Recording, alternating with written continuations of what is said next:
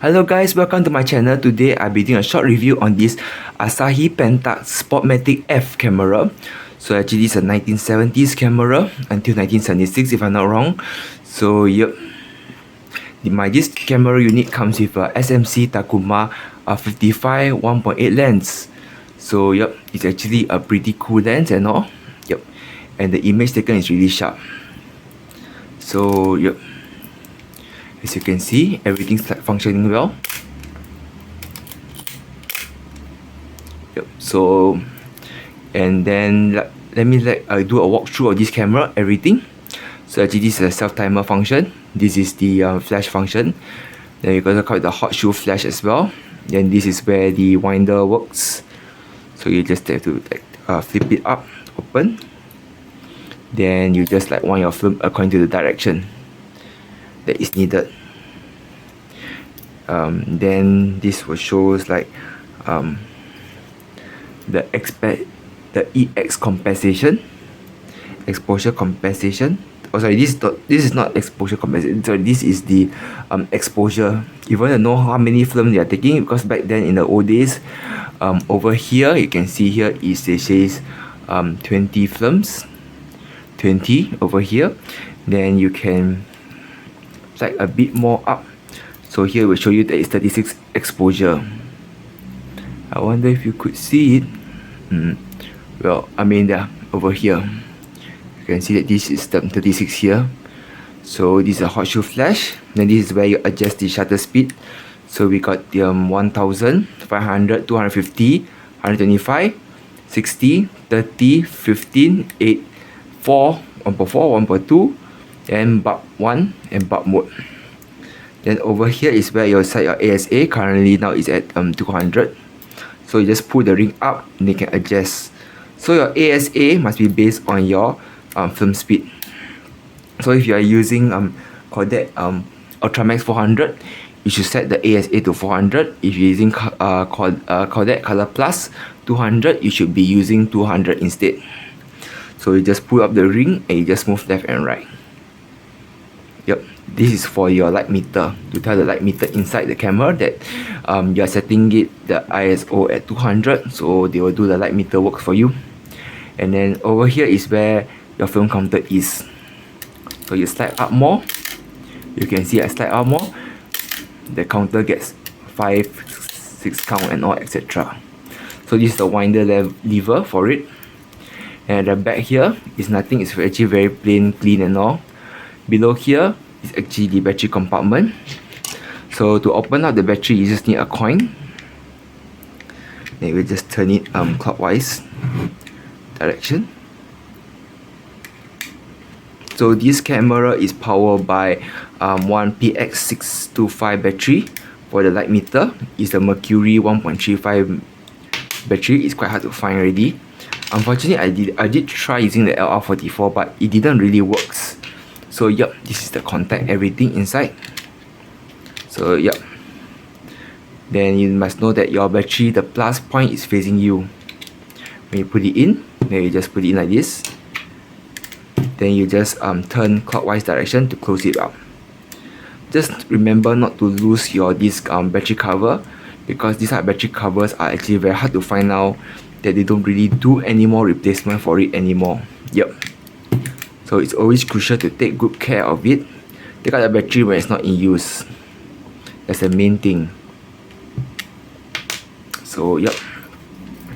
Then over here is where you can do your in-depth viewfinder. So for example, as you can see, I move my aperture. You can see the ring inside here. So unfortunately, yeah, I can see the ring. This is the in-depth viewfinder. So what you do is you press it up. You look through the viewfinder and you press this thing. So yep, it's to tell you that how wide is the depth. Is it how focused the image is. So over here, the viewfinder here. Okay, let me see. Okay, over here on the top, you can see the top right, you can see the plus and minus, right? Yep. So over here is where you got your like meter compensation. So you must make sure that your needle is pointing somewhere in the middle like this. So yep, it's important. Sorry, my hand is a bit shaky. I'm trying to get close to the camera. Alright, this is the best I can do. So yep, make sure the needle is pointing here means that it's correct exposure. So if it's at more towards the plus point means it's overexposure. More towards the minus point will be underexposure. Yep, that's it. A simple thing. You look through the viewfinder.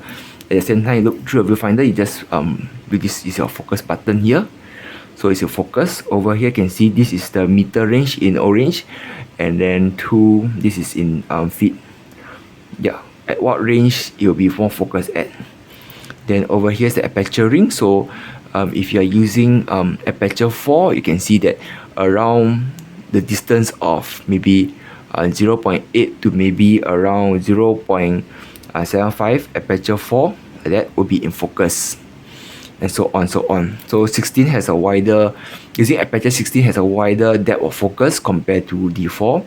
So yep, 1.8 and all these things. Below 4 onwards, like 2.8 and all these things, you need to be exact. For example, now at 2.5 meters, 0.8 meters, the object will be in focus. Then if you're using a lower aperture, so you can get more like bokeh effects and all, etc. So this is actually a 1.8 f1.8 aperture. It's quite good and all. So how to change the lens is basically you just push this thing up, then you just turn it anti-clockwise. Let me see. Yes, and you push the thing down, and you just turn it like a water cap to open it up. You just turn it up anti-clockwise. Yeah, there you go. You can see there's a mirror inside.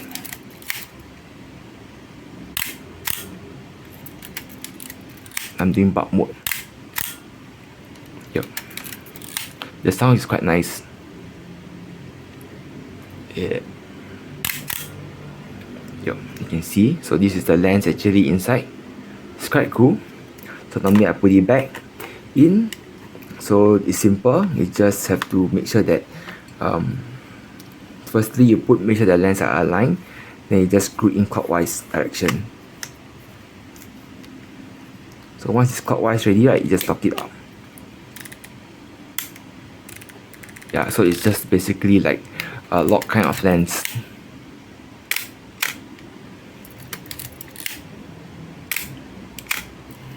Yep, then the self timer. So how to activate the self timer is basically you just push this lever down all the way. Yeah, but before that you must remember to clock your shutter first, which I didn't. So will it still fire? Actually, just a lever release only. That's all. So first what you do is, okay, you must set a shutter speed because bulb mode you cannot use the self timer. Okay, first clock your shutter first. Then after that, you put your self timer. It's around like 10 seconds like that. So if you see this needle here will align to somewhere here, the photo will take.